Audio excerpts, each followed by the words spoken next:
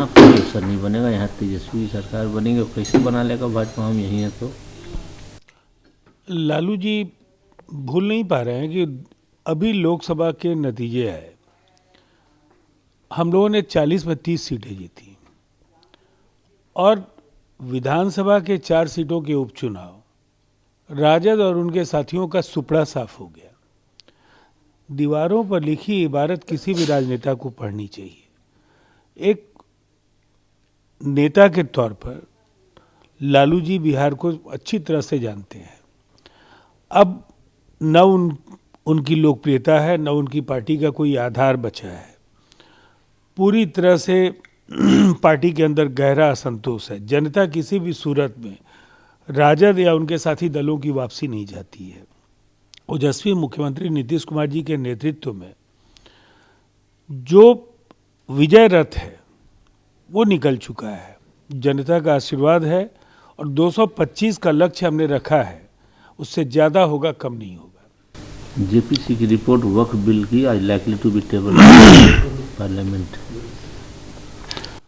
देखिए, वक्फ बोर्ड में जेपीसी को हम लोगों ने जो भी सुझाव दिए हैं वो शामिल किए गए हैं और अब इसमें अल्पसंख्यक समुदाय के हितों की रक्षा के वो तमाम प्रावधान उपलब्ध हैं जिस पर किसी सियासत की अब गुंजाइश नहीं होनी चाहिए। इसलिए हम लोगों को विश्वास है संसद के दोनों सदनों में ये पारित होगा। इनकम टैक्स बिल भी आज टेबल हो सकता है।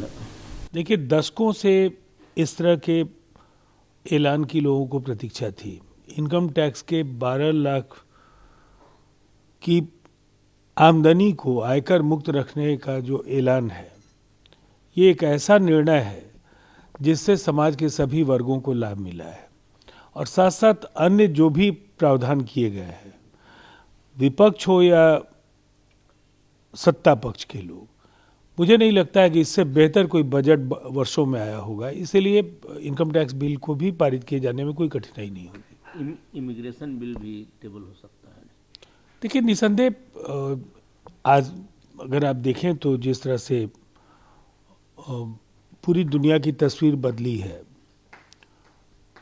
कहीं ना कहीं आव्रजन नीति को लेकर के कुछ फैसले समय की मांग है और हो सकता है ऐसे बिल्स के जरिए कुछ बड़े फैसले सामने आ सके। राउस रेवेन्यू कोर्ट ने कन्विक्टेड कर दिया है फॉर्मर कांग्रेस एमपी सज्जन कुमार को 1984 में जो एंटी सिख राइट हुआ था उसमें। देखिए, देर है लेकिन अंधेर नहीं है। न्याय का जो रास्ता है वो कहीं ना कहीं अपने लक्ष्य तक पहुंचता है। सज्जन कुमार और जगदीश टाइटलर जैसे लोगों पर दिल्ली के दंगों में उस दौर में जिस तरह के उत्पात और नरसंहार मचाने के आरोप लगे थे, निसंदेह ऐसा निर्णय होना ही चाहिए था। बीजेपी भी कांग्रेस पर आरोप लगा रही है कि इस तरह के जो लोग हैं उनको खाली प्रमोट करने का काम ये लोग करते हैं। इस बात को नकारा नहीं जा सकता है कि लंबे समय तक जगदीश टाइटलर और सज्जन कुमार का कांग्रेस इस्तेमाल करती रही है और कहीं ना कहीं जो सिख भावनाएं हैं, जिस तरह से आज भी ऐसे कुछ नाम सुनने के बाद आहत होती हैं, जिस तरह से उनके रोंगटे खड़े होते हैं, जो उनके अंदर का उस दौर को लेकर के जो उनके अंदर गहरी नाराजगी है, इसका ध्यान एक जिम्मेदार राजनीतिक दल के तौर पर कांग्रेस को जरूर रखना चाहिए था। संदीप दीक्षित बोलते हैं कि दिल्ली की जनता ने किसी को हराया नहीं है, अरविंद केजरीवाल को हटा दिया है। अब इसमें ही उन्हें खुश रहना चाहिए। अब सवाल है कि शून्य से अब कहाँ नीचे जाएगी कांग्रेस।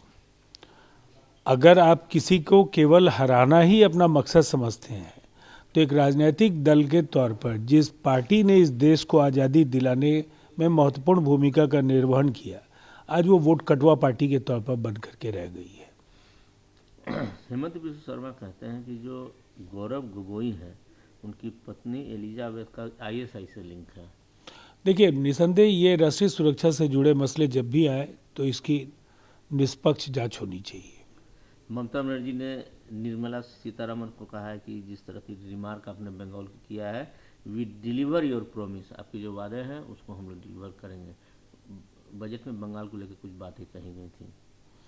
देखिए, एक बात बिल्कुल साफ है, वित्तीय संसाधनों को लेकर के केंद्र और राज्य के परस्पर संबंधों में चाहे जितने भी तनावपूर्ण और मुश्किल वक्त आए, लेकिन राज्य की जनता को बेहतर लाभ मिल सके, इसके लिए समन्वय और सामंजस्य के साथ जहां राज्य की जनता के हित का सवाल है, राज्य और केंद्र को मिलकर काम करना चाहिए।